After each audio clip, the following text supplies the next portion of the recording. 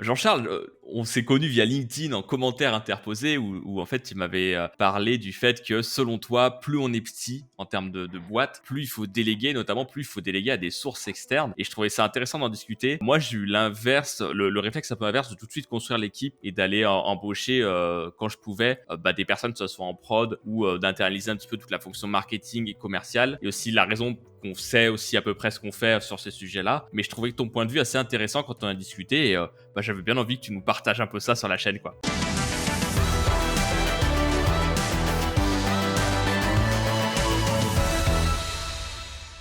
Avec plaisir, Sébastien. En fait, je pense que déjà, enfin, à la base, même sans rentrer dans comment dire, la spécialité en fait du métier commercial, je pense que le constat, c'est que l'outsourcing en général, ça fait encore plus peur à des petites structures qu'à des grandes structures, parce qu'on se dit, ah, je vais outsourcer comme une grande boîte, ça doit me coûter cher, etc. Il y a toutes ces croyances, et donc on se dit, voilà, c'est une grosse boîte, donc ils vont outsourcer, ils ont les moyens.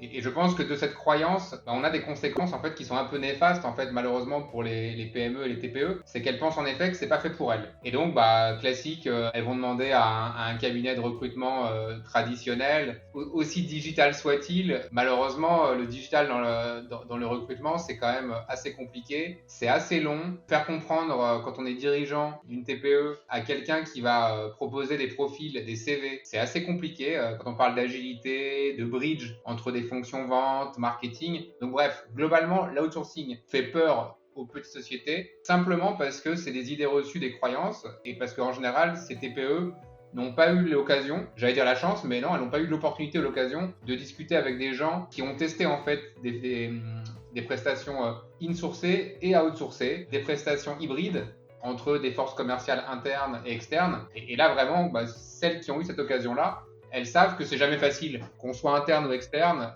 c'est un métier qui est jamais facile. Et ce qui est important, c'est d'évaluer le return, le fameux ROI. Voilà, j'ai investi 1 euro, est-ce que ça m'a rapporté plus que 1 euro ou moins que 1 euro? Voilà, c'est ça au final le nerf de la guerre. Dans ce return, il faut bien savoir qu'on a des coûts internes et des coûts externes. En fait, voilà, donc c'est juste en fait normal, mais c'est juste d'une méconnaissance en fait du marché que souvent les TPE pensent que c'est pas fait pour elles. Au final, tu peux outsourcer énormément de sujets différents. Par contre, il y a aussi, forcément, tu vois plein de choses passer, plein de services passer, tu vois des offres plus ou moins différentes là-dessus. C'est difficile de s'y retrouver peut-être un peu. En fait, tu peux trouver plein de solutions différentes pour quasiment tous les sujets de ta boîte. Maintenant, c'est un petit peu la jungle aussi, dans le sens où comment tu peux sélectionner les bons prestataires. Est-ce que tu es obligé de tous les tester? J'imagine aussi qu'il faut certaines choses en place déjà en interne. Par exemple, toi, tu outsources le marketing, la fonction commerciale, ces deux aspects sur différents niveaux. Tu as quand même besoin, tu vois, qu'il y ait déjà des avatars, des ICP, des choses comme ça qui soient déjà bien faits, bien construits avant de pouvoir travailler correctement, j'imagine. Alors ouais, très bonne question. En fait, ta question, comment dire, a beaucoup d'implications. Au-delà de la compréhension et de la mise en relation de personnes qui se comprennent parce que elles sont du même métier ou elles parlent le même langage, sachant que quelqu'un qui ne parle pas le même langage et qui est curieux. Aujourd'hui, je veux dire, on est tous capables de comprendre un métier qui n'est pas le nôtre. Enfin, moi, je pense pas du tout que des gens non experts ou qui n'ont pas fait tel et tel diplôme ou telle expérience sont pas en mesure de comprendre. Donc ça, c'est vraiment un point important, c'est que très souvent, on a affaire parfois à des croyances parce qu'on se dit, tiens, cette personne-là n'est pas du métier, elle ne comprend pas. Non, si elle est curieuse et qu'elle est raisonnable, je veux dire, elle peut comprendre comme tout le monde. Donc ça, c'est un premier point. Donc je pense quand on est entre personnes raisonnables, raisonnées, de toute façon, on arrive à se comprendre aujourd'hui. Sinon, on fait Google Translate et voilà, et on y arrive. Le sujet, c'est qu'il y a un sujet taille. Quand on parle en fait entre sociétés de tailles différentes, il y a souvent en fait des incompréhensions, même si on fait le même métier. Si on parle d'une grande société qui fait des services marketing, type agence marketing pour des grands groupes, boîte du CAC 40, etc., tu vas avoir sur tout ce qui est référencement Google, le SEO, SIA, etc., tu vas avoir des armées de personnes qui sont très très douées, très compétentes, qui vont travailler uniquement sur le SEO et sur le SIA. Évidemment que si une TPE fait appel à une agence de ce type-là, déjà le dirigeant qui fait souvent la direction commerciale. Parfois, ils sont cofondateurs, donc c'est 2 personnes. Il n'a pas encore d'équipe commerciale. Il va recevoir en visio, en physique, cette personne-là, cette agence. Et en fait, il va avoir, comme il avait peut-être dans 2-3 mails précédents, il avait dit qu'il avait un besoin SEO, mais qu'il avait aussi des besoins marketing au sens large. Il se retrouve avec un expert SEO qui va lui vendre, j'allais dire, sa sauce. Ça n'a juste pas d'intérêt en fait pour le dirigeant, puisque le dirigeant ne pourra pas prendre quelqu'un qui fera du SEO en full time, de toute façon, pour des raisons de budget. Donc déjà, il y a un aspect taille qui est extrêmement important. Une petite structure, en général, quand déjà elle a, 1500, 2000, 2500 euros par mois à sortir de la caisse sur ces sujets marketing et vente, la réalité, et ce que je dis, c'est une vérité qui existe depuis, moi ça fait 20 ans que je bosse, ça a toujours été la même. Elle n'a pas la capacité de prendre des Big Four, des McKinsey et compagnie. Et elle n'a pas non plus le temps humain de monopoliser le dirigeant ou le cofondateur pour parler à un expert SEO pendant 1 heure, pour parler à un expert content pendant 1 heure, pour parler à un expert commercial qui va faire le new business, pour parler à un expert commercial qui va faire la gestion de comptes existants, farming, la chasse, enfin il y a tellement de concepts différents, c'est pas possible. Le dirigeant, il veut quelqu'un, dirigeant d'une PME, qu'est-ce qu'il veut? Il veut quelqu'un qui le comprenne vite, qui comprenne ses enjeux, ses priorités et qui puisse rapidement lui faire une proposition d'accompagnement déjà sur les 3-6 prochains mois. Dans beaucoup de cas, il ne sait même pas dans 6 mois où il sera parce que peut-être que dans les 6 prochains mois, il va faire 1 ou 2 ventes qui vont complètement changer sa stratégie. Peut-être qu'il va lever des fonds 1 mois plus tard ou 3 mois plus tard. C'est-à-dire que déjà, être capable de l'accompagner dans les 6 prochains mois, c'est déjà très important puisqu'il y a plein de sujets qu'il ne connaît peut-être pas lui encore complètement. Dans les 6 prochains mois, il les connaîtra beaucoup mieux. Lui, il sera en mesure de dire « Ah ouais, ça m'intéresse. Non, ça m'intéresse pas. Ah, c'est pas mal ce qu'on a fait là sur ce sujet-là. Est-ce qu'on peut faire plus dans 6 mois ?» ou au contraire, là, ce qu'on a fait, on a fait des campagnes sur LinkedIn. Ça n'a pas été au final très efficace mon business. En fait, ce qui était plus efficace, c'était plutôt la prospection au travers de ces groupes différents qu'on partage tous ensemble. En fait, on va vraiment essayer plein de méthodes différentes en fait sur les sujets vente et marketing. Comme ça, le dirigeant, au fur et à mesure du temps, des semaines, des mois, il va dire ça marche, ça marche pas. Mais nous, on n'est que là pour proposer un accompagnement sur plein de canaux différents et on est aussi là pour lui dire à un moment donné, peut-être que sur le sujet stratégie inbound, il y a peut-être aussi un gap, peut-être que vous pourriez générer encore plus de leads entrants sur le site web, puisque vous avez quand même un contenu, un blog qui est intéressant. Et peut-être qu'à ce moment-là, il va parler à quelqu'un qui est un expert SEO, SIA, et qui va lui expliquer qu'en mode prestation outsourcée, il n'a pas à payer 1000, 2000, 3000 euros par mois. Peut-être qu'on peut l'aider pour quelques centaines d'euros par mois à commencer à générer les premiers leads sur son site web. Parce que le vrai sujet ensuite, c'est le delivery. S'il paye très cher et qu'au final, il génère déjà tout de suite 10 leads par mois, sur son site web, qu'il n'a pas les équipes en interne pour les traiter, ça sert à rien. Il va dépenser, il va générer des leads, et il n'aura personne pour les traiter convenablement. Les seules personnes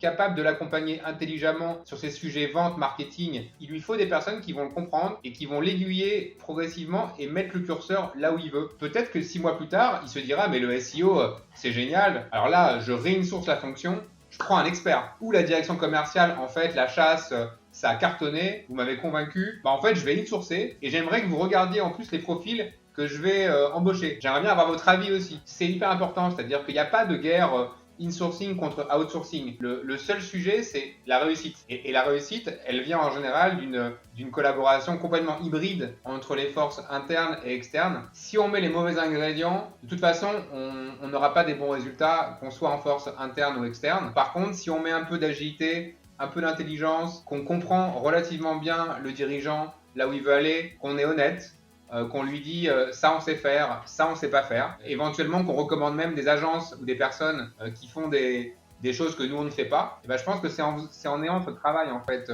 cette honnêteté intellectuelle, qu'on va en fait aider le dirigeant à avancer et surtout à ménager ses finances sur des sujets qui sont prioritaires. Si je résume, en gros, ton point de vue, c'est commencer à outsourcer pour tester pas mal de choses à petit budget et puis voir après ce qui rebondit, quoi, qu'est-ce qui fonctionne et sur quoi il faut investir plus. C'est complètement ça et je pense que tu reformules très bien parce que je pense que si toutes les TPE avaient cette capacité à parler peut-être à 3, 4, 5 sociétés qui font de l'outsourcing pour être certaines d'avoir un scope très très large de tout ce qui est possible et de se dire tiens, j'en teste allez, peut-être pas 5 parce que c'est beaucoup de boulot, mais j'en teste 2 ou 3 sur l'ensemble du scope et je fais ça 3 à 6 mois. Il y a déjà une grande probabilité que ça va être extrêmement efficace en termes d'éducation, d'appréhension des sujets prioritaires. Donc la boîte va quand même beaucoup apprendre aussi de toutes ces offres en fait possibles. Mais derrière, peut-être que sur les 3 sociétés, il y en a une ou deux avec qui certains éléments vont très bien marcher, d'autres moins. Et comme ça, c'est un peu comme au marché, tu fais tes emplettes et tu gardes ce qui est intéressant d'un point de vue rapport qualité-prix. Et puis au bout de 3 ou 6 mois, tu peux très bien insourcer en effet les sujets que tu as envie d'insourcer. Pour moi, c'est complètement l'approche qu'il faudrait avoir. Ouais. En termes de budget, parce qu'effectivement, tu peux outsourcer, mais il y a quand même derrière de la prestation à payer. Et si tu veux délivrer quand même une certaine qualité, j'imagine que tu es quand même obligé de mettre un certain budget.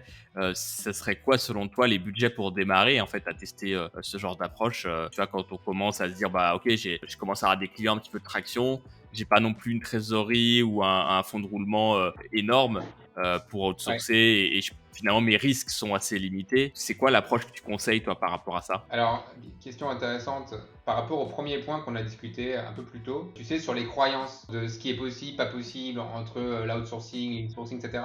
En fait, je pense que s'il n'y avait pas toutes ces croyances, ces fausses croyances, il y a très peu de sociétés qui arriveraient à la conclusion oulala, c'est très cher, ça coûte trop cher la qualité. Tout ça, ça vient des croyances parce que le prix peut toujours être discuté. S'il y a de la valeur ajoutée et que ça rapporte de l'argent à la société, ça peut coûter 10 000 euros. Si ça rapporte 13 000, c'est gagnant. Donc, je dirais que c'est un faux débat en fait, le coût, puisque de toute façon, sur les fonctions de vente et marketing, le vrai débat, c'est surtout de pourquoi investir dans des éléments qui ne vont pas rapporter de toute façon à court, moyen ou long terme. C'est ça la vraie question. C'est-à-dire que le long terme, dans le marketing, on peut considérer que c'est 1 an, entre 6 mois et 1 an. Dans la vente, c'est quand même, au bout de 6 mois, on a déjà quand même une visibilité assez importante. Ce qui fait qu'une société qui aurait, on va dire, les reins assez solides pour pouvoir attendre, on va dire, 6 mois, en contrôlant très drastiquement les coûts commerciaux et qui pourrait attendre quasiment 1 an sans trop investir, mais en testant vraiment le marketing, le content, le SEO, etc.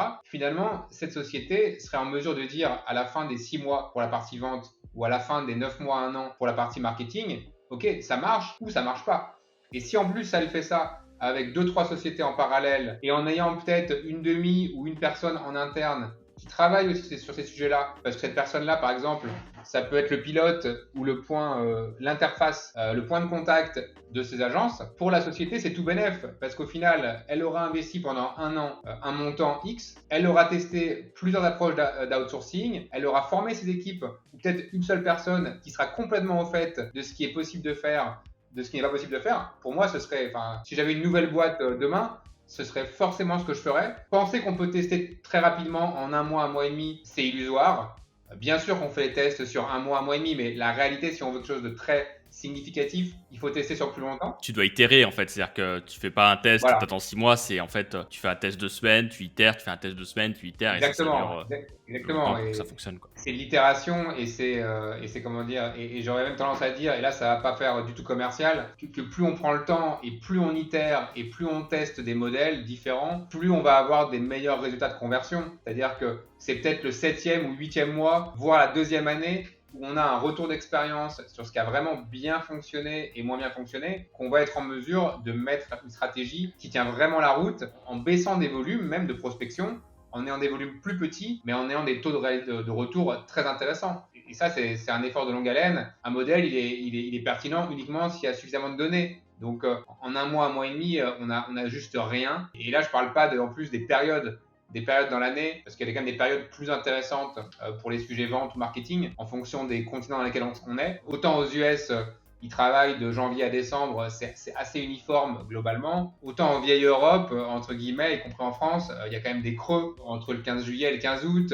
À partir du 15 décembre jusqu'au 15 janvier, il ne se passe pas grand-chose. Donc il y a quand même tous ces éléments qu'il faut avoir en tête. Et en effet, il faut prendre le temps. C'est-à-dire que je dirais qu'au final, une société qui a juste 3 000 euros pour faire son test, par exemple, mais uniquement, c'est-à-dire elle a vraiment que 3 000 euros ou 4 000 euros, et elle est impatiente, je dirais que dans ce cas-là, il vaut mieux qu'elle utilise cet argent pour aider la direction générale, les fondateurs à s'organiser au mieux, à prendre les bons outils, à faire de la recherche des meilleures solutions. Parce que pour moi, ce sera trop tôt pour dépenser cet argent. Je dirais que pour être raisonnable, si on veut tester sur 6 mois une fonction commerciale ou marketing, même si on fait des prestations à vraiment très très basses, à 1 500 euros par mois, je dirais qu'il faut un budget de 10 000 euros pour être raisonnable. Faut un budget de 10 000 euros sur 6 mois pour être un minimum raisonnable. Sinon, ce sera, je pense, de l'argent un peu dépensé par les fenêtres. Ouais, donc en gros, c'est hyper intéressant parce qu'en gros, donc au début, en gros, il faut quand même faire un peu à la main, enfin, apprendre les outils, apprendre la vente, découvrir son produit, le créer, etc. Cette phase-là, elle va durer un certain temps. Et en fait, c'est à cette période où tu dois passer de, ok, t'as un ou deux cofondateurs qui font les ventes à la main, t'as une petite équipe de prod, t'as commencé à embaucher tes premières personnes, etc. Bah là, au moment où tu veux commencer à scaler, plutôt qu'aller recruter tout de suite et donc aller cramer des ailes, là, tu commences en fait à cette étape-là à outsourcer finalement. Et c'est ça, c'est-à-dire que pas être trop early non plus dans l'outsourcing, mais se dire, ok, dès que je veux passer la marche, en fait, qui est de construire l'équipe commerciale, l'équipe marketing, là, tu outsources le sujet, quoi. Ouais, c'est complètement ça. Et pour compléter ce que tu dis, c'est qu'une société qui a, comment dire, qui n'a pas encore le budget, mais qui a déjà en fait une vision à long terme, où est-ce qu'elle va être dans 1 an ou dans 2 ans, où est-ce qu'elle veut être, bah, peut-être qu'elle aura que 500 euros par mois à dépenser pendant 2 ans, mais elle est beaucoup plus crédible qu'une société qui va dire ah bah moi j'ai 2000 balles, je dépense 2000 balles pendant 1 mois et après j'ai plus rien. C'est-à-dire qu'en fait, cette société-là, elle est beaucoup plus réaliste même par rapport à ses moyens, parce que peut-être qu'elle aura que 300 ou 400 euros par mois, mais elle va regarder dans toute l'offre possible qu'est-ce qu'une société d'outsourcing peut lui apporter pour 300 euros. Elle challengera naturellement parce qu'avec des petits budgets comme ça, un fournisseur, qu'est-ce qui va l'intéresser? C'est le long terme, c'est pas les 300 euros. Donc c'est une société qui est en mesure de faire ça. Bah, finalement, 300 euros par mois pendant 2 ans, ça fait quand même 7000, 8000 euros environ. Au final, elle a le même budget que les 10 000 euros dont on parlait tout à l'heure en 6 mois. Et peut-être cette société-là qui a une vision, qui a une roadmap et qui évolue au fur et à mesure du temps, peut-être qu'au bout de 6 mois, elle va dire ah bah tiens, je veux augmenter ce cadre, je passe à 1000 euros parce qu'il y a des services qui m'intéressent, que j'ai pu regarder de chez mes concurrents, chez mes clients finaux. Et en fait, elle va pouvoir mettre le curseur où elle veut. Et cette société, elle a tout compris. Elle a tout compris parce qu'elle a compris que c'était un marché. C'est un supermarché. Elle n'est pas obligée de tout acheter le lundi. Elle a une semaine, elle va faire des courses du lundi au dimanche. Sauf que lundi, mardi, elle est busy. Donc, elle avait prévu d'y aller lundi, mardi, mais elle ira pas. Elle ira mercredi. Et mercredi, elle va acheter un peu plus. Et voilà. Et vendredi, dimanche, elle va y aller pour acheter des produits différents. Et ces sociétés-là, elles ont tout compris. Parce que si elles savent que les produits sont plus frais le samedi, eh ben elle ira le samedi acheter ses produits. Et c'est pas faut pas se précipiter. Il n'y a aucune société qui est capable de fournir un service idéal à l'instant T. C'est pas possible. On progresse tous. C'est ça la réalité. Ce qui est important, c'est de tester le modèle, de travailler avec les équipes. Et l'humain, voilà, on fait pas confiance en tout le monde en un jour. L'amitié, c'est ça, hein, c'est-à-dire qu'on ne travaille pas avec tout le monde en 1 mois ou 1 mois et demi, c'est du temps, c'est de l'investissement. Donc il vaut mieux travailler, je pense, un petit peu avec quelqu'un en qui on a envie d'avoir confiance et on se projette 6 mois, 1 an, voire 2 ans et se dire mais c'est génial ce qu'on fait, on s'est pas vu beaucoup mais ça a avancé. C'est beaucoup plus agréable que de se dire allez, je mets les bouchées doubles là, j'ai 3 mois ou 2 mois et en fait on est forcément un peu déçu parce qu'on a mis tellement de fausses expectations qu'au final on est frustré et que enfin voilà, ça sert à rien en fait, c'est dommage. Effectivement, c'est un sujet dont on parle pas effectivement tant souvent que ça, donc je suis content que tu sois venu un peu nous parler un petit peu de ça.